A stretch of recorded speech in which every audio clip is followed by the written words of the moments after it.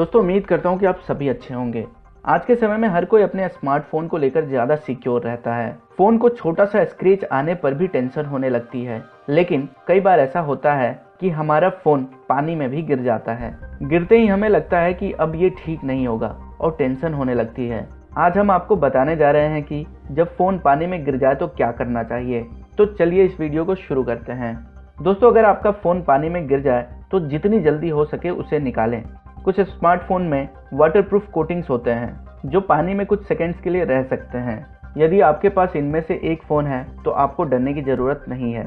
Phone को पानी में से तुरंत निकालने के बाद इसे ऑफ कर दें।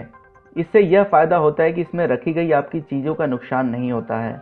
उसके बाद फ़ोन से सब कुछ हटाना शुरू करें, जैसे बैटरी, मेमोरी कार्ड, कवर। सब हटाने के बाद इसे सूखे कपड़ों से पोंछ सकते हैं ताकि इन्हें नुकसान होने से बचा सके।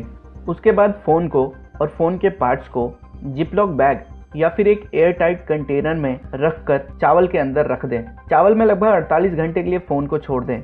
इस टाइम से पहले उसमें से फ़ोन को यह देखने के लिए बाहर ना निकालें कि वो चल रहा है या नहीं, क्योंकि अगर पानी में ज़्यादा नुकसान नहीं हुआ है तो आपका फ़ोन काम करना शुरू कर देगा।